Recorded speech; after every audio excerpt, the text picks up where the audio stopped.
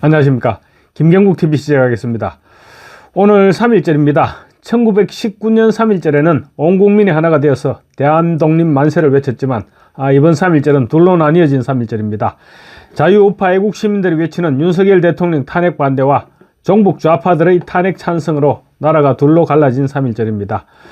선과 악, 빛과 어둠의 세력으로 양분된 3.1절입니다. 그렇지만 우리는 승리할 것입니다. 반드시 승리하고 윤석열 대통령은 돌아오게 될 것입니다. 윤 대통령의 탄핵안에 대한 평의가 시작되면서 자유우파 진영에서는 이번 3.1절 행사를 사상 최대 규모로 결집시켜서 헌법재판소의 탄핵 반대를 압박해야 합니다. 저 문영배, 이미선, 정계선, 정정미 그리고 김영두까지 좌파 헌법재판관들이 깜짝 놀라도록, 그리고 정형식, 김복형, 조한창 등도 정신이 번쩍 들어서 더욱 확실하게 마음을 다잡을 수 있도록 해야 할 것입니다. 저도 오늘 가족들 모두 데리고 광화문으로 나갑니다.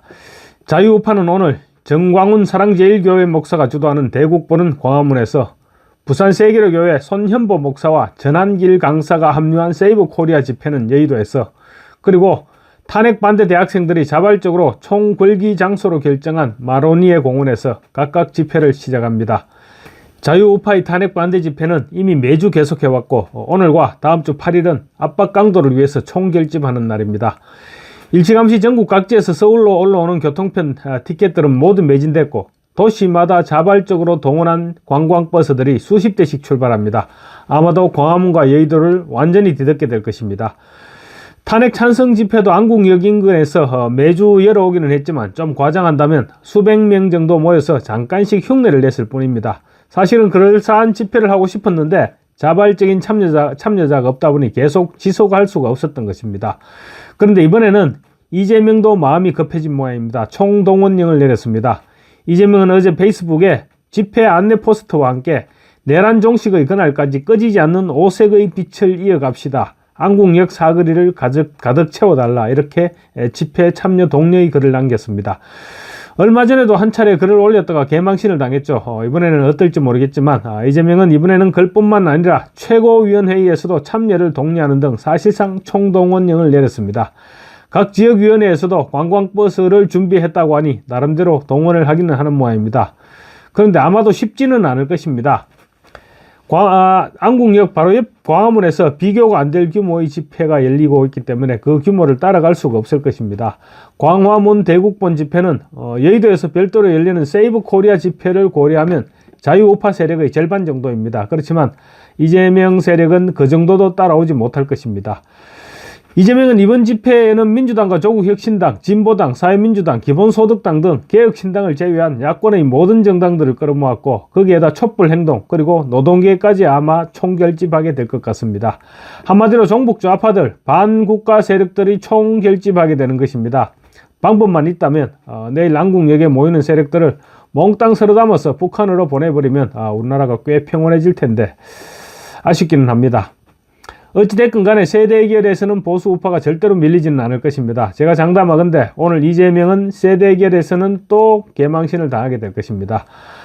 광화문 대국본 자체 모임만 해도 탄핵 찬성 좌빨들이 흉내도 내지 못할 규모가 될 것입니다. 그런데 거기에다 또 이제 마로니아 공원에서 탄핵 반대 총궐기 대회를 가지는 대학생들이 오후에는 광화문으로 합류하기로 한 만큼 천군만마가 될 것입니다. 그렇게 되면 이재명은 또 망신을 당하게 되는 것입니다. 그러고 보면 최근 들어 이재명이 풀리는 일이 별로 없는 것 같습니다. 선거법 위반 항소심 재판은 사실상 유죄 선고를 예약했습니다. 그리고 또 대법원에서도 빠르면 5월 이내에 최종 선고를 내리겠다 이런 기류가 감지되고 있습니다. 또 기다리던 윤석열 대통령 탄핵 소식은 전해오지 않고 오히려 헌법재판관들의 탄핵 반대 기류가 지금 전해오고 있습니다.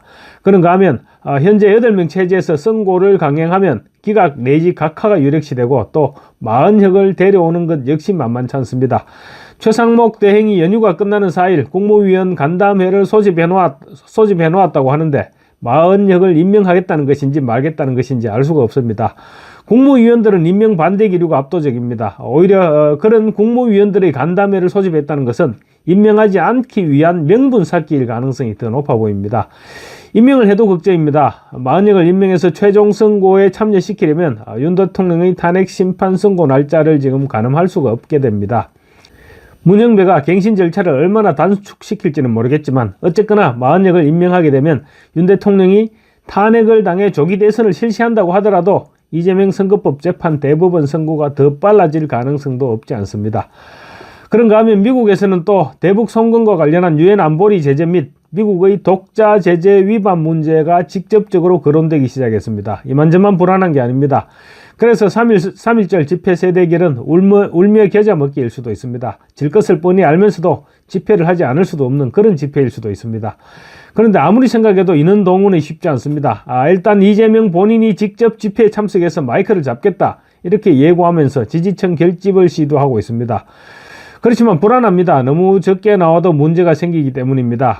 그래서 전국에서 동원을 하기로 하고 교통비를 지원해 주는 것입니다. 지금 자유우파들이 전국에서 자발적으로 관광버스를 대절해서 인근 지역의 집회에 다니는데 교통비와 식비 등으로 보통 1인당 3만원씩 부담을 하고 있습니다. 그런데 이재명의 친위조직이자 홍위병들이라고 할 수 있는 더민주혁신회의가 게시판에 올린 교통비는 성인 15,000원, 미성년자 만원입니다. 실제 경비의 반값 정도로 인원을 동원하고 있는 셈입니다. 혁신회의는 자금이 풍부합니다. 민주당에서 혁신회의 소속이 아니면 자리를 맡을 생각조차 하지 못합니다. 그만큼 혁신회의는 당의 핵심 조직입니다. 그러니 경쟁적으로 혁신회의의 멤버로 가입하고 있다고 합니다. 그런데 가입비가 장난이 아닙니다. 운영위원과 상임운영위원은 연회비가 수십만 원씩입니다. 그러니 지금 돈이 넘쳐나죠. 돈이 넘쳐나니 인원 동원에 지원하고 있는 것이 아니냐, 그런 의혹도 들고 있는 것입니다. 혁신회의가 지난 24일 온라인 게시판에 이런 글을 올렸습니다. 시민단체 촛불행동 지역지부가 3.1절 집회 일정을 올리면서 교통비는 성인 15,000원, 미성년자 만원이라고 고지를 합니다. 미성년자까지 참여를 독려하면서 미성년자 보호자 동반 고지는 또 없습니다. 혁신회의 측에서는 촛불행동의 집회를 안내하는 게시물을 올려줬을 뿐이다, 이렇게 강변을 하고 있습니다. 민주당이건 촛불행동이건 미성년자까지 끌어들이려 했던 사실에는 또 변함이 없습니다. 집회 포스터에는 탄핵 기각을 바라는 저들의 헛된 망상을 밟아버리자, 마지막 힘을 다해 함께 싸워달라, 이런 글도 보입니다.